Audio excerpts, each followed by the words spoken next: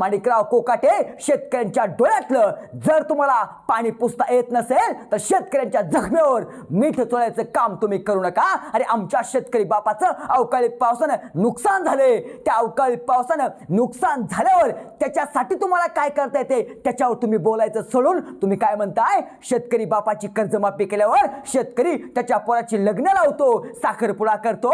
लक्षात ठेवा माणिकराव कोकाटे, आमचा शेतकरी बाप त्याच्या पोराची लग्न हे कष्टातून घामातून घाम गाळून संघर्ष करून त्याच्या पोराची लग्न करतोय. माणिकराव कोकाटे, तुमच्या पोरांची लग्न तुम्ही कष्टातून करत नाहीत, घाम गाळून करत नाहीत. तुमच्या पोरांची लग्न तुम्ही जनतेच्या पैशातून करता, जनतेच्या पैशातून. म्हणून तर तुमच्या पोरांची लग्न हेलिकॉप्टर मधून फुलं टाकून होतात. नव्हे नव्हे, तुमच्या पोरांची लग्न 5 स्टार मध्ये हॉटेलमध्ये होतात. आणि आमच्या सारख्या शेतकऱ्यांची पोरांची लग्न ही दारात मांडव टाकूनच होतात. आमची शेतकऱ्यांची पोरं घोड्यावरच बसतात. माणिकराव कोकाटे, लक्षात ठेवा, तुमच्या अंगावरचा काळा कोट आहे ना, तो आमच्या शेतकरी बापाने मध टाकल्यामुळं तुमच्या अंगावरती काळा कोट आहे. माणिकराव कोकाटे, तुमच्या डोक्यावर लाल दिव्याचा दिवा आहे ना, लाल गाडीचा, तो दिवा सुद्धा आमच्या शेतकरी बापाने मध टाकल्यामुळे तुम्हाला भेटलाय. त्या मताची किंमत करा. अरे माणिकराव कोकाटे, शेतकऱ्यांचा अपमान करता तुम्ही. लाज वाटली पाहिजे तुम्हाला, लाज. शेतकऱ्यांच्या पोरांनो, तुमचं रक्त आता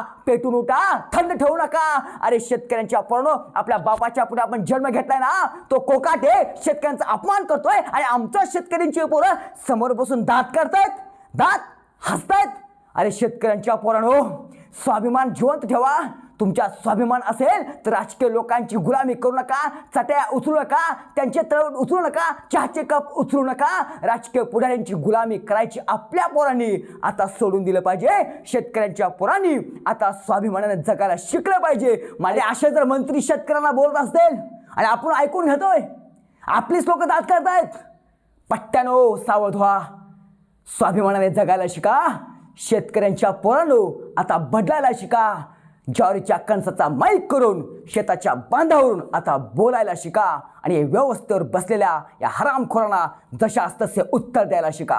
अवकाळी पाऊस पडल्यावर महाराष्ट्राचा कृषी मंत्री शेतकऱ्याच्या डोळ्यातलं पाणी पुसायला जातो की अवकाळी पाऊस पडल्यावर महाराष्ट्राचा कृषी मंत्री अवकाळी पर्यटन करायला जातो, हा प्रश्न आहे.